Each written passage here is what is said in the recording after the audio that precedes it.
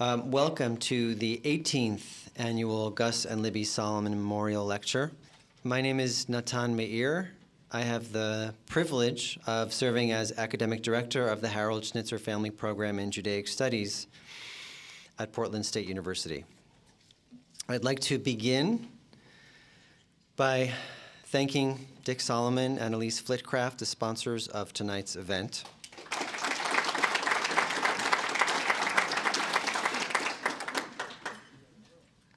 Dick's parents, Gus and Libby Solomon, for whom this lecture series is named, were pillars of the Jewish community and the broader Portland community. Gus was the longest-serving federal judge in Oregon history. Libby was a civil rights activist. Both of them were advocates for civil rights and civil liberties, and they fought against racial and ethnic discrimination, as well as anti-Semitism. And Libby played a key role in the establishment of our Judaic Studies program. I also want to thank our co-sponsors for this evening's lecture, the Oregon Jewish Community Foundation, the Jewish Federation of Greater Portland, the Oregon Jewish Museum and Center for Holocaust Education, PSU's College of Liberal Arts and Sciences, and the Department of Communication. Rob Eshman is senior contributing columnist of The Forward, the oldest and most prominent Jewish news outlet in the United States. He previously served as The Forward's national editor and as publisher and editor-in-chief of the Jewish Journal of Los Angeles, during a period when both Rob and the Journal won numerous national awards for journalism, community leadership, and design. Graduate of Dartmouth College, Rob is a frequent opinion page contributor to the Los Angeles Times and a regular commentator on LA area radio and television. He has served as a visiting lecturer on journalism at the University of Missouri School of Journalism and as adjunct professor at USC Annenberg School of Journalism, where he created and taught food, media, and culture. As CEO of the A-Mark Foundation, Rob is spearheading a multi-year effort to create the world's only archive of all anti-Jewish laws enacted anywhere since Greco-Roman times. That is of a special interest to me as a historian of the Jews. Rob, we're very grateful to have you here tonight. Looking forward to your remarks.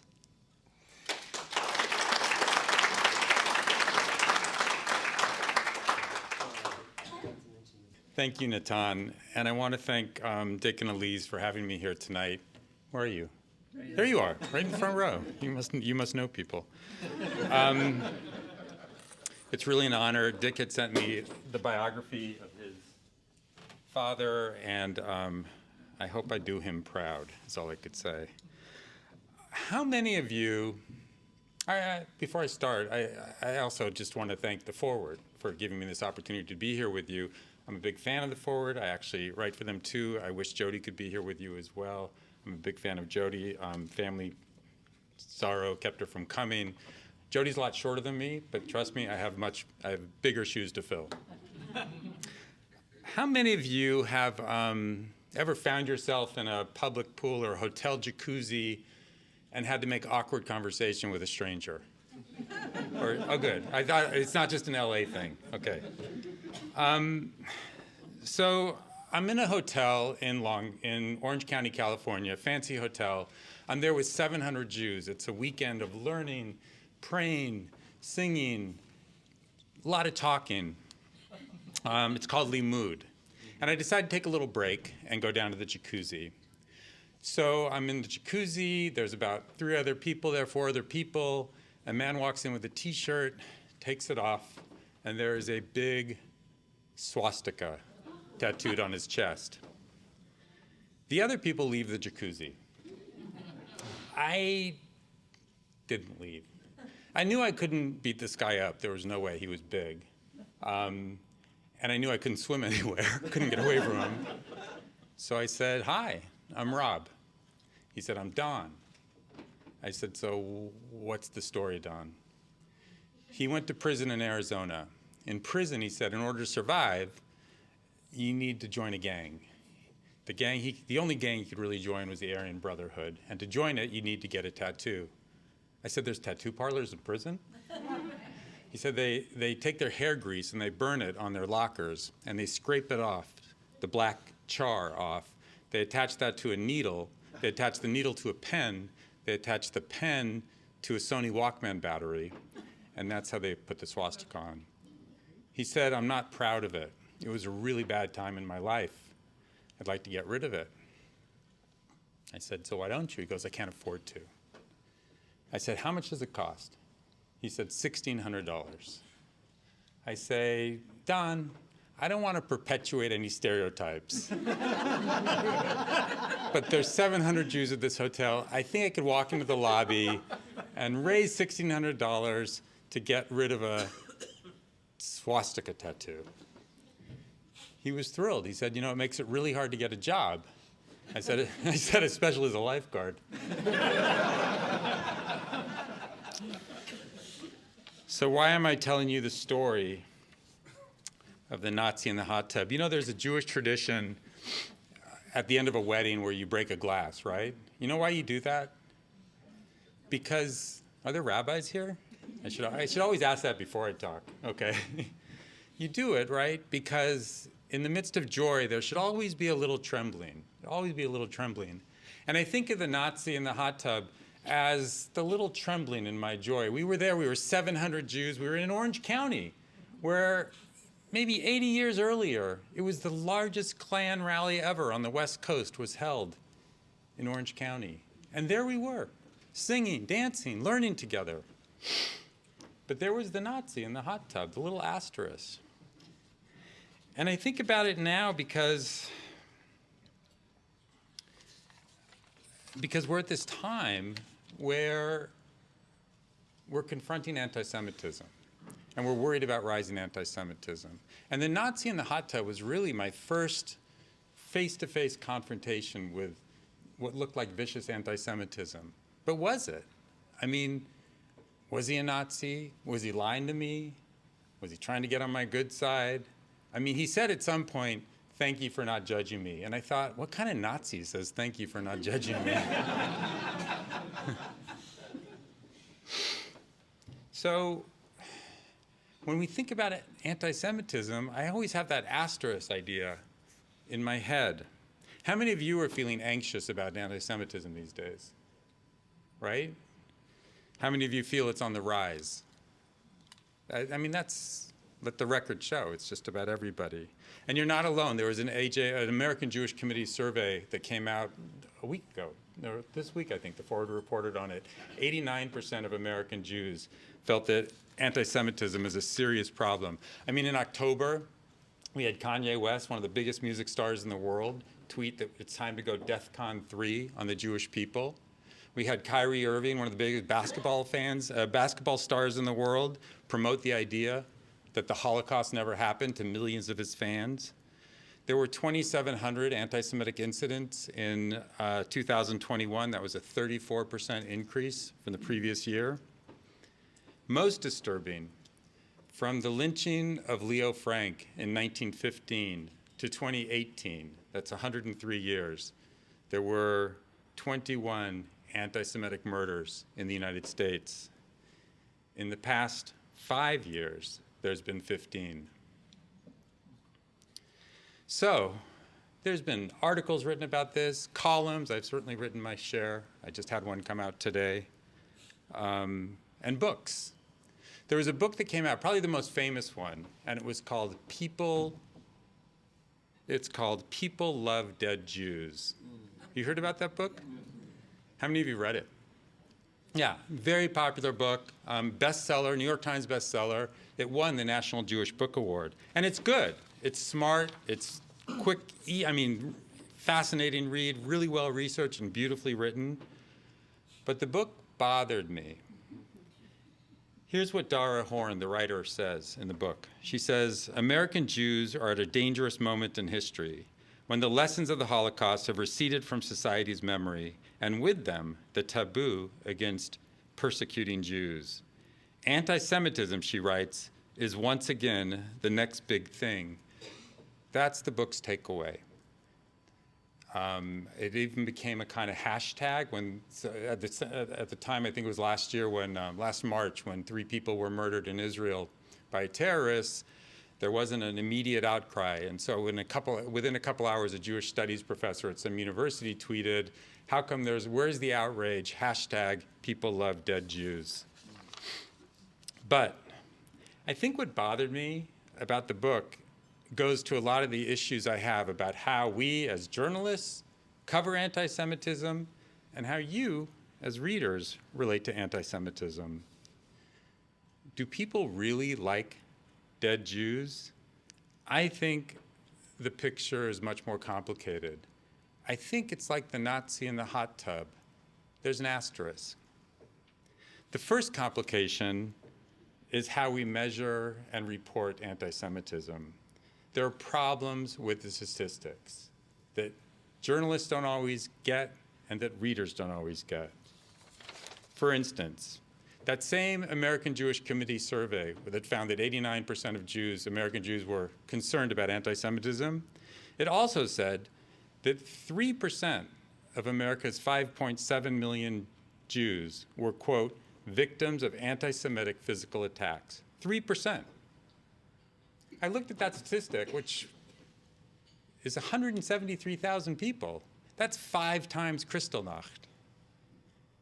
I thought, is that possible?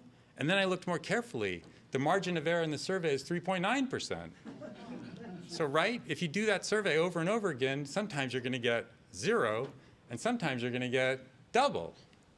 It didn't make much sense. But meanwhile, that's the headline. That went out shamefully among some Jewish newspapers and among the media in general.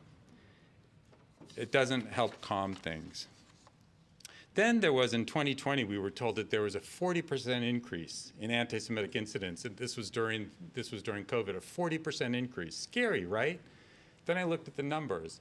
The largest percentage of that increase was Zoom bombing. Zoom bombing is obnoxious. It's bad. It's not a big a problem as it was, but it's hardly the threat that 40% increase says when you see 40% increase. So we hear constantly about the rise of anti-Semitism, but what the statisticians don't tell you, and this is what one statistician who's not connected to this said is the dirty little secret of anti-Semitic reporting, reporting is so much better. And that's a good thing. I think it should be easy to report anti-Semitic crimes. But the fact that reporting is so much better, you could go on Federation websites, you could go on Jewish organization websites, and you know how it says, do you accept cookies? There's some websites where instead of that popping up, it says, do you have an anti-Semitic crime to report? That's a good thing. I think it should be easy to report it. But what that does is it doesn't give us a good measure of whether anti-Semitism is rising, whether it's always been there, whether it's always been this bad. Because reporting is so much easier. But it also skews in the opposite direction. My colleague at the Forward, Laura Atkins, did an investigation of FBI hate crimes tallies, and she found that local law enforcement often misreports and underreports incidences if they report them at all, and that victims themselves often are loath to seek help. So on the one hand, you have statistics which we take at face value, which I don't think we should as journalists, and which I don't think you should as readers. On the other hand, our perceptions are skewed by media coverage. What do I mean by that? Anti-Semitism is clickbait. It gets a lot of attention. So anything anti-Semitic gets vast amounts of coverage, as a lot of things should. But for instance, I don't know if you heard about these flyers that started appearing during COVID all over the country. They started in, I think, Beverly Hills, Detroit. Were they up here as well? They were up here. They were put out by an organization called the Goyim Defense League. They copy everything, right? The Goyim Defense League.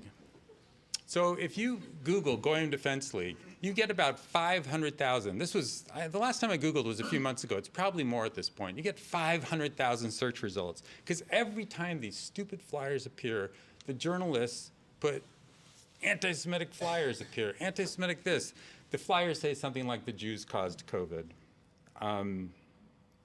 So even the ADL has taken a very calm approach to this, because it turns out the Goyim Defense League that's getting all these headlines, it's getting everybody upset, is about 12 active people. Because how much does it take to make a flyer, Xerox it, and they don't even put it on a lot of cars. They can't be bothered. They just put it on a few cars, and they get a lot, and they get media way out of proportion to their size. But the fear that coverage engenders is real. The fear is real, just like the fear of these statistics that we should not take at face value is real. I'm not saying that the attacks don't matter, and I'm not negating the actual suffering, the physical pain that some people go through because of anti-Semitism. I'm saying we need to be careful consumers and skeptical consumers of these statistics and these media reports. And there's something else that's missing from the conversation. We need to put them in context. What do I mean? So, a while back, I wrote a piece about Dave Chappelle's Saturday Night Live monologue, which I didn't think was the worst thing. I mean, it wasn't that funny, but it also, I didn't feel like my life was being threatened by it necessarily. So I wrote a piece that kind of tried to moderate some of the hysteria to it. And a woman sent a letter to the Forward saying that, or an email, saying that I was minimizing anti-Semitism. So she wrote, for instance, our small temple in Chico, California just had Nazi symbols written all over our sign. Thankfully, the police have been quite involved. Local religious organizations and churches have been supportive and helpful. They even attended a Friday night service after the incident. Right? It's terrible that somebody went out and put a swastika on a synagogue. But I looked at that email and I said, wait a second. Law enforcement pursued the person and caught them. Prosecutors prosecuted the person, who's actually now in jail or in prison.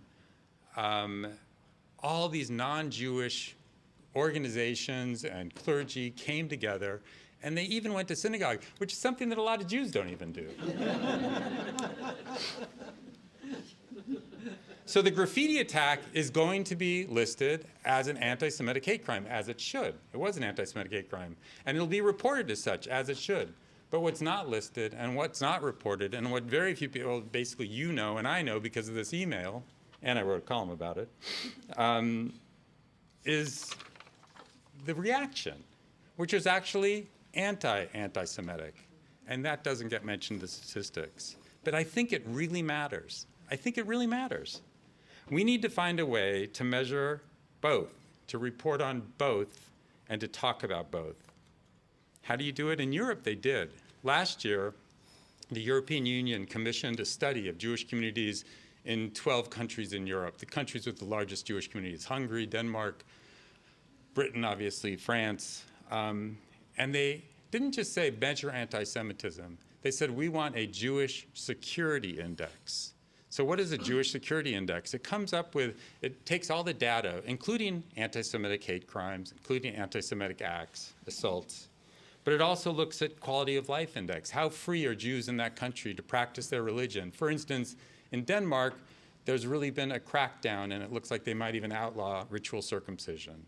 But in Hungary, you could circumcise to your heart's content. So you're much freer to be a Jew now in Hungary in some ways than in Denmark, even though some people feel like anti-Semitic feelings are stronger in Hungary than they are in Denmark. So they weigh these things. They look at the laws. They look at the how Jews are accepted in society. They look at how they're free to practice, as I said. And I think that's what we need to do. So along with tracking all the disturbing incidents, we need to ask ourselves, how free are we to participate in society? Are we alone, or do we have allies? Are the power structures with us or against us? Where are politicians when it comes to anti-Semitism? I think by the way, in the last 2 weeks, 2 Republican congresspeople have both pretended to be Jewish. So, I mean, that's got to count for something, right? I mean, they're trying to get in. And I think when you look at the question that way, some of the fear and the hysteria goes out of the conversation. I mean, even the year that I met the Nazi in the hot tub, that same year, of course, there were lots of headlines about the fear of rising, alarming anti-Semitism.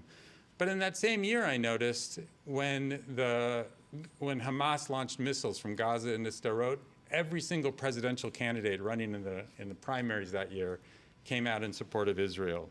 And in London, when some Islamists marched in the streets saying the Holocaust wasn't real, every major Muslim cleric in London signed a letter in support of the Jewish community. So whatever the reality of Jewish security, we don't always feel it. In fact, polls over the last 40 years show that Jews consistently report anti-Semitism as a serious problem, and that polls show that Jews believe anti-Semitism is on the rise, even in periods when it's been on the decline. You all know the joke, the Jewish joke about the waiter who comes up to the table at the delicatessen and says, is anything all right? So here's where I check myself. Am I being naive? Am I minimizing?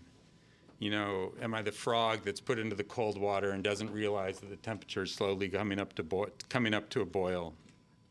No Jew in the history of the world has ever scored a lot of points by saying things will be okay, because eventually they're not going to be, right?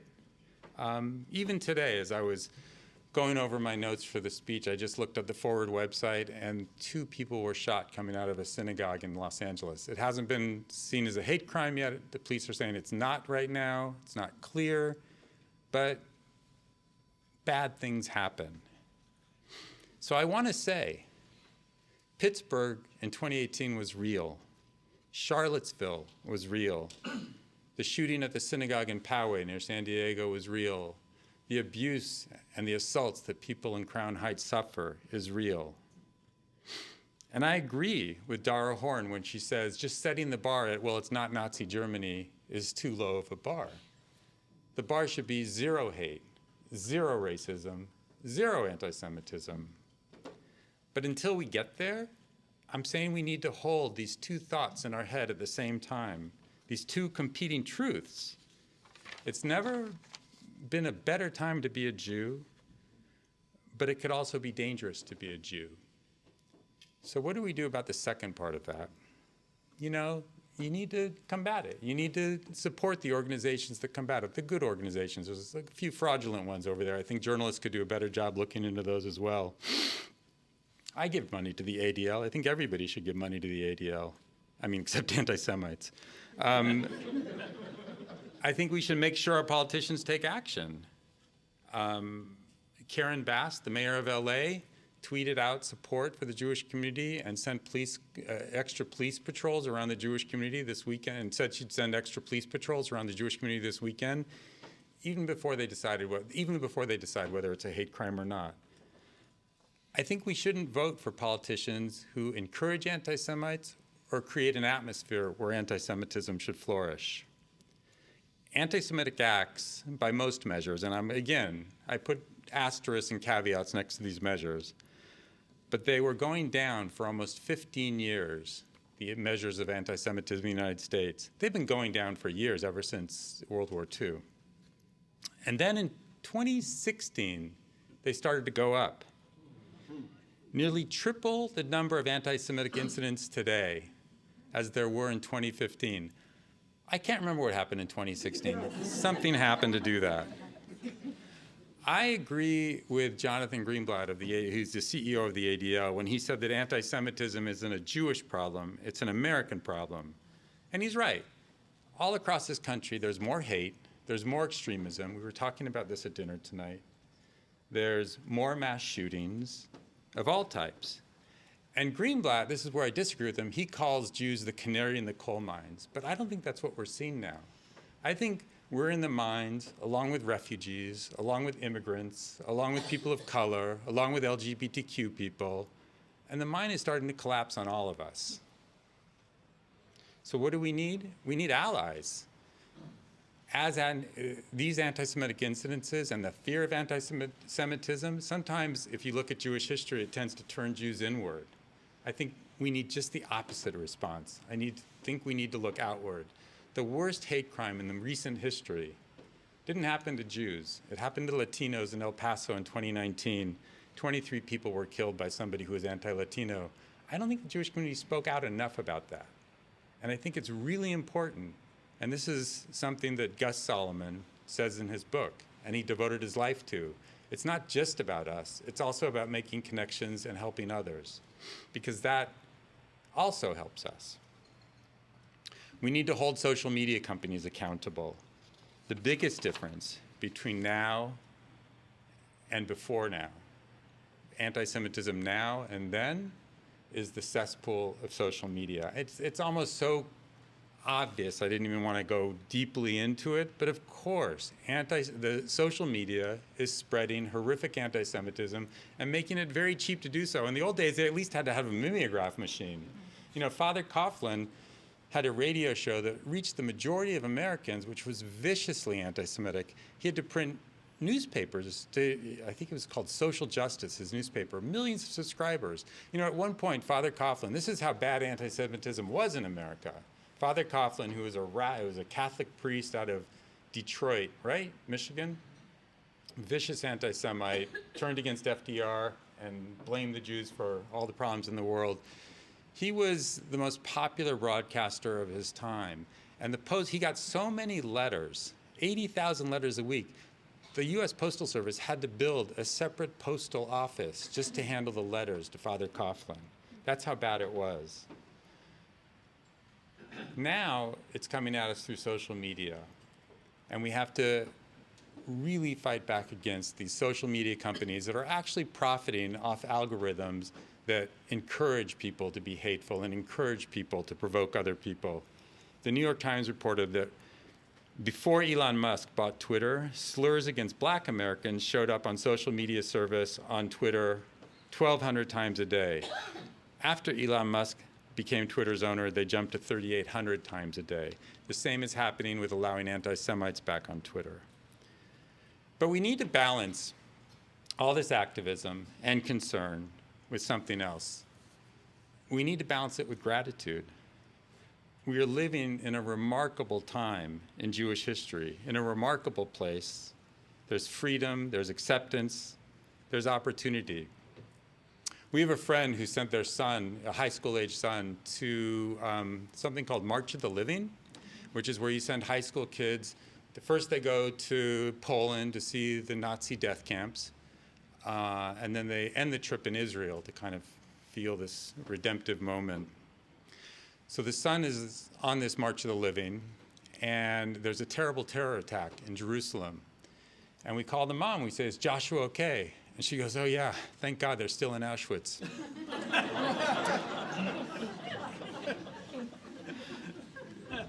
It's a true story. It's been 80 years since the crematoria. We've achieved amazing success, amazing acceptance. The 2017 Pew Survey of American Religious Attitudes asked people, what faith group other than their own do they most admire? What was the number one answer? Jews. Why would I be here? Why would I say it if it wasn't Jews? 67%, the highest number, said they most admire Jews. The question was asked a different way, which is which faith group would you most want your son or daughter to marry into? And the answer was Jews. But a lot of people get upset when I say that, so I don't say that. By numerous measures, there's far less anti-Semitism, anti-Semitic attitudes, and discrimination than in the past. We have an anti-Semitism envoy. We don't have an anti-gay envoy or an anti-Islamophobia envoy. You know, when Gus Solomon was a young man, I read this in his biography, in the 20s, his biographer wrote that Gus enjoyed a tranquil, comfortable, and uneventful life, except for anti-Semitic experiences. Jews were routinely stigmatized, condescended to, and discriminated against in education, job opportunities, and social activities. That's over. Things have improved vastly. We're far from alone. When the Muslim extremists kidnapped those congregants at the synagogue in Colleyville, the entire community came out afterwards in support. Clergy from every faith group came out afterwards in support. People don't love dead Jews. People love live Jews. Jewish life in this country is not under siege. It's changing, it's growing, it's refashioning itself. Even virtual reality, that digital cesspool that I'm talking about, even that has a flip side, presenting enormous opportunities to bring people into Jewish life who otherwise would never be exposed to it, attend a synagogue service, experience Jewish culture. It was always behind closed doors. Now people could experience it firsthand. There will always be trembling with our joy. There will always be a Nazi in the hot tub. But people like living Jews. They really do. The Jewish story is not over, far from over. We're just in the middle of it. And I believe, more than any other time in our history, it's our story to write. Thank you.